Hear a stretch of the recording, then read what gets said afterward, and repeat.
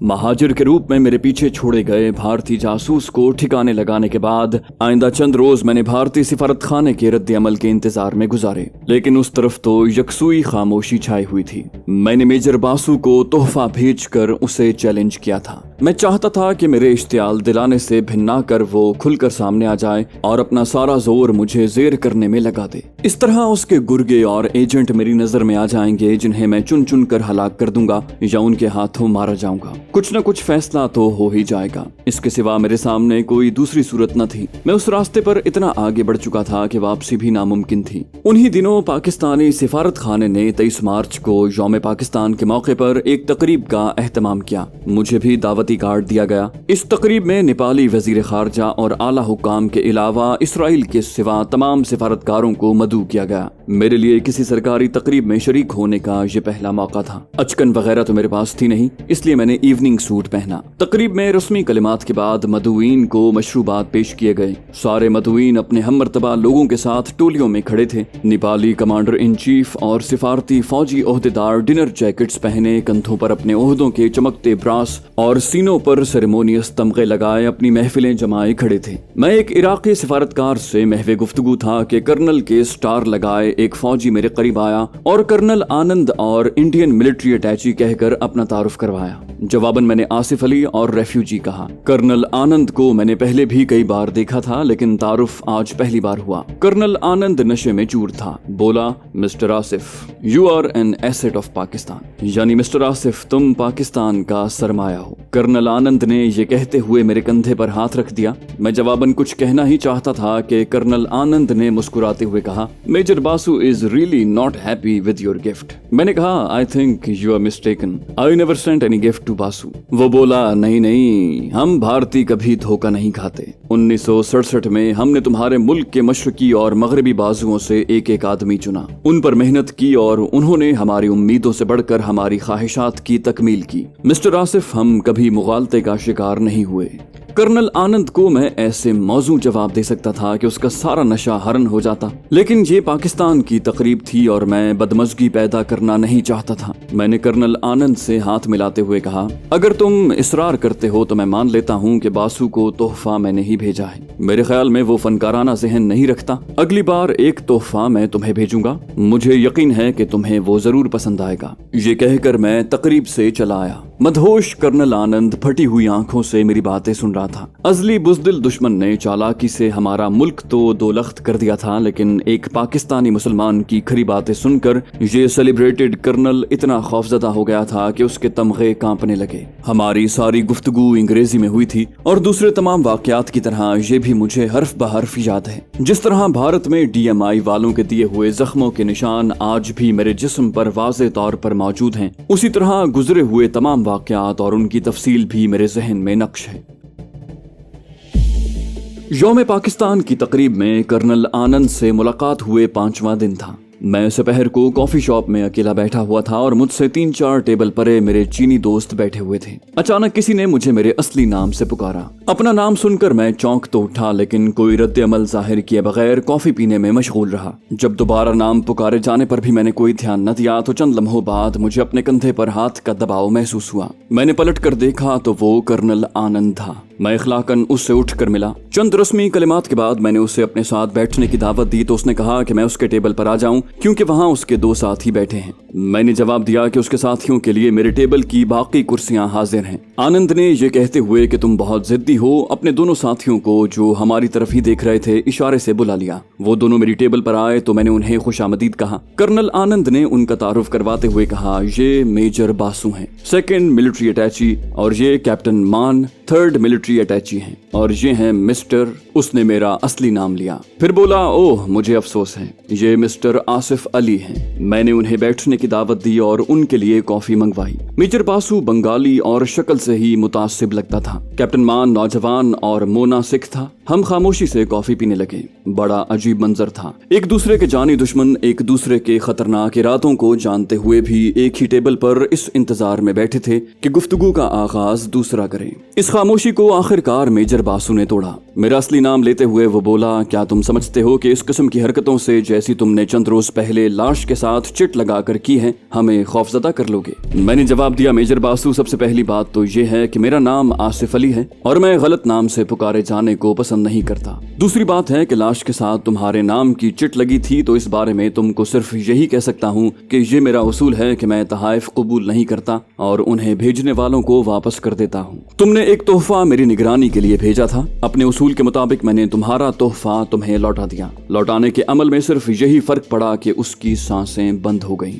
Major Basu ने चिल्लाते हुए कहा, तुमने हमें बहुत अंडर एस्टिमेट किया है। हम जब चाहें तुम्हें खत्म कर सकते हैं। मैंने कहा, तुमने मेरे मुंह की बात छीन ली।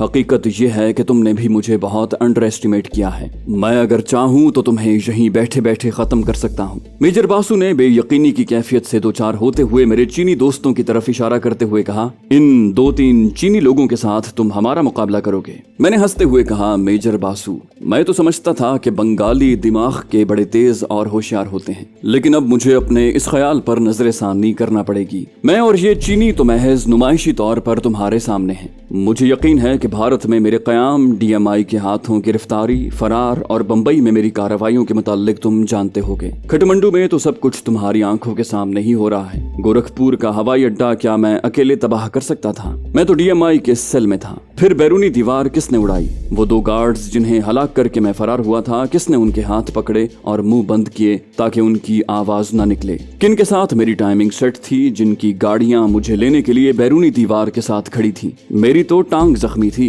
किसने मुझे सहारा देकर दीवार पर चढ़ाया? मैं फरार के बाद कहां रूपोश रहा? खटमंडू में वो कौन थे जिन्होंने मुक्ति बाहिनी वालों को तलाश किया और मरघट पहुंचाया? मेजर बासु, तुम तो कुछ भी नहीं जानते। तुम्हारे ही आदमी DMI में और तुम्हारे आदमी नेवल और एयरफोर्स हेडक्वार्टर्स में हमारे पेरोल पर हैं। तुम्हारे सिफारत खाने की कोई बात हमसे पोशीदा नहीं। तुम चाहो तो मैं तुम्हारे फैमिली मेंबरों के नाम, उम्रें और तालीम के मुतालिक भी सब कुछ बता सकता हूँ। कहो तो तुम्हारे ड्राइंग रूम के फर्नीचर की तफसील भी तुम्हें बता दूं। मुझे ये भी इल्म है कि तुम कहाँ के रहने वाले हो और तुम्हारे वालिदैन के नाम क्या हैं। मैंने तुम्हारे जिस एजेंट को तोहफे में तुम्हें वापस भेजा है, उसके मुतालिक मुझे कोई ख्वाब नहीं आया था। तुम्हारे सिफारत खाने में भी 3 आदमी हमारे पेरोल पर हैं और हमें पल पल की खबर देते हैं। मैं तो एक मामूली कारकुन हूँ और ये चीनी मेरे मुहाफिज हैं और सिर्फ हम ही तुम्हारे सामने हैं। हम तो उन डमी जहाजों की तरह हैं जो फौजी हवाई अड्डों पर हमलावरों को धोखा देने के लिए पैंस में रखे जाते हैं। यहाँ मुझे और मेरे चीनी मुहाफिजों को हलाक करना तुम्हारे लिए नामुमकिन है। इस वक्त भी कम से कम 20 आंखें तुम्हें देख रही हैं और मेरे इशारे की मुंतजिर हैं। भारत और खटमंडू में हमारी जड़ें बहुत गहरी और फैली हुई हैं। 65 में हम तुमसे आमने सामने मर्दाना वार लड़े और तुमने देख लिया कि असलहे की बर्तरी, 5 गुना ज्यादा नफरी और बगैर ऐलान के रात के पिछले पहर अचानक हमला करने के बावजूद तुम्हारी बहादुर अफवाज 17 रोज में बॉर्डर से सिर्फ 14 मील का फासला भी तय करने में नाकाम रही और तुम्हारे commander in chief general Chaudhry की लाहौर जिमखाना में छोटा पैग पीने की हसरत दिल में ही रह गई।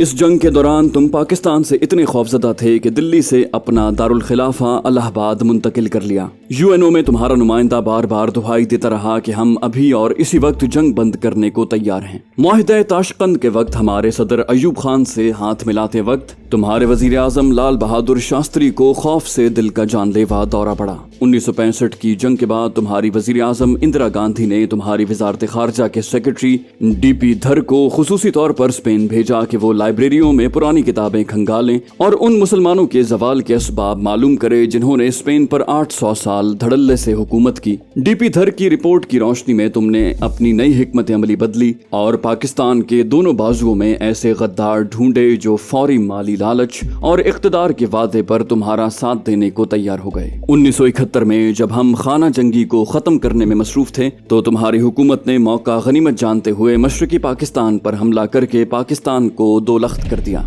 ये हमारी फौजी नहीं बल्कि सियासी शिकस्त थी जिसमें गद्दारान वतन ने भरपूर हिस्सा लिया। हमारी सफों में मीर सादिक और मीर जाफर जैसे गद्दार हमेशा शामिल रहे हैं, जिनकी वजह से ही हमें हजीमत उठानी पड़ी। हम तो मैदानों, पहाड़ों, दरियाओं और सहराओं में लड़ने वाले थे, लेकिन तुम्हारे महकमा जासूसी ने हमारे मुल्क में न सिर्फ गद्दारों से राब्ता किया, बल्कि यूनिवर्सिटियों में उस्तादजा के रूप में अपने जासूस भेजे, जिन्होंने तलबा के नापुख्ता जहनों को ब्रेन वॉश करके वतन से गद्दारी पर उकसाया। अब हमने भी तुम्हारा तरीका अपना लिया है। सारे भारत में बिखरे हुए हमारे हजारों तरबियत याफ्ता जासूस अपना काम निहायत खुश उसलूबी से अंजाम दे रहे हैं। भारतीय मुसलमान ज़हनी और दिली तौर पर हमारे साथ हैं। वो भारतीय आबादी का 5वां हिस्सा हैं, और तुम ना तो उन सबको जेल में डाल सकते हो और ना ही खत्म कर सकते हो। हम जो भी काम करते हैं दिलो जान से करते हैं। मेरी तरफ ही देखो, 3.5 साल से ज्यादा वक्त मैंने भारत में गुजारा और दर्जनों मिशन कामयाबी से अंजाम दिए। DMI वाले मुझे मेरे ही एक हमवतन गद्दार की वजह से गिरफ्तार करने में कामयाब हुए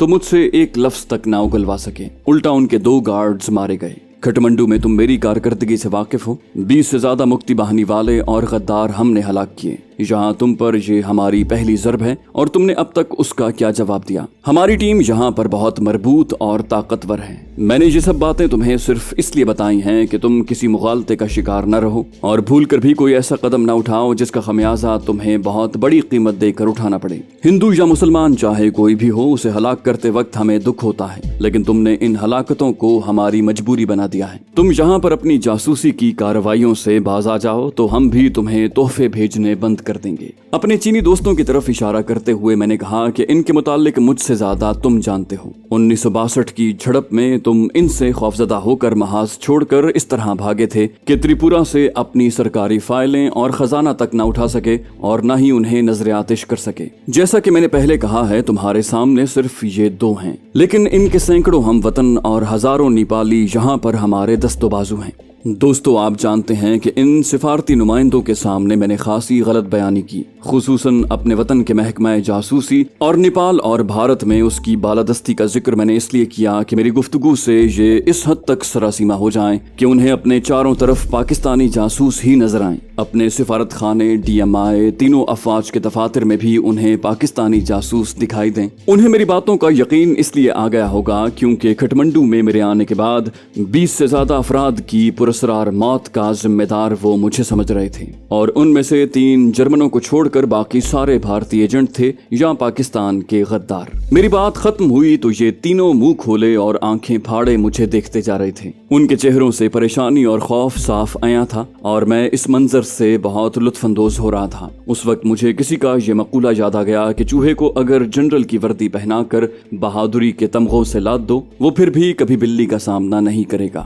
भारत और खटमंडू में मेरे कयाम के दौरान आज पहली बार मुझे ऐसा मौका मिला था कि भारतीय फौजी अफसरान के साथ जो मेरी हकीकत से आगाह थे पूरी आजादी के साथ गुफ्तगू करूं और आईने में उनका असल चेहरा उन्हें दिखा सकूं, और इस कोशिश में मैंने अपना पूरा जोरे बयान सर्फ किया। मेरी ये कोशिश इस हद तक कामयाब रही कि कैप्टन मान ने जब एक बार मुझे टोकना चाहा तो मैंने उसे झिड़कते हुए कहा, कैप्टन, क्या तुम्हारी एकेडमी इस हद तक नाकिस है कि जहां तुम्हें ये भी नहीं सिखाया गया कि जब 2 सीनियर्स बात कर रहे हो तो जूनियर्स को अपना मुंह बंद रखना चाहिए। मेरी बात सुनकर कैप्टन मान को तो ऐसी चुप लग गई कि उस सिटिंग के दौरान वो एक लफ्ज तक न बोला, सिर्फ रुखसत होते वक्त गुड बाय कहा। मेरी बात खत्म होने के बाद खासी देर तक ये तीनों चुप रहे। उनकी हालत साफ बता रही थी कि मैं पूरी तरह उन पर गालिब आ चुका हूँ। इस खामोशी को बिलाखिर कर्नल आनंद ने तोड़ा। मिस्टर आसिफ, हमें आज पहली बार आपकी ज़बानी मालूम हुआ है कि गोरखपुर के हवाई अड्डे की तबाही में भी आप शामिल थे। मुझे आपका रैंक तो मालूम नहीं, लेकिन मैं आपकी दलेरी और जुर्रत पर आपको सलूट करता हूँ। गैर इरादी तौर पर हमारी आज की पहली सिटिंग में ही कशीदगी पैदा हो गई,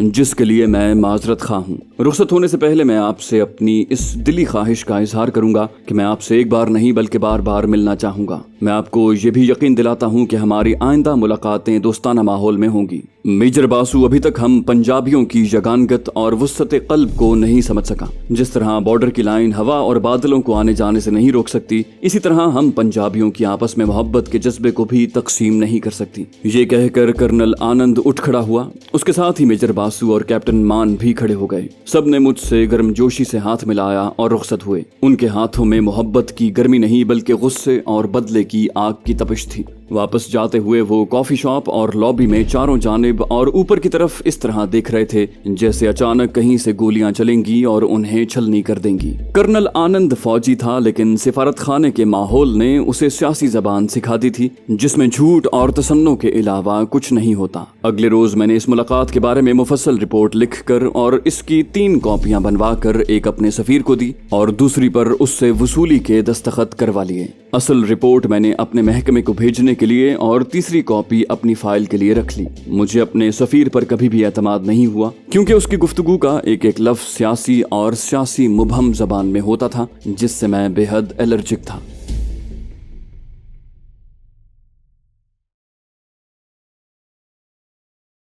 तो दोस्तों, ये थी हमारी आज की एपिसोड। उम्मीद करते हैं आपको हमारी कहानी पसंद आई होगी। जाने से पहले इस वीडियो को लाइक कीजिए और शेयर करना मत भूलिए। कमेंट करके हमें बताइए कि आपको हमारी वीडियो कैसी लगी, और अगर अभी तक आपने इस चैनल को सब्सक्राइब नहीं किया तो इसे सब्सक्राइब कीजिए और बेल आइकन दबाकर ऑल नोटिफिकेशंस ऑन कर लीजिए।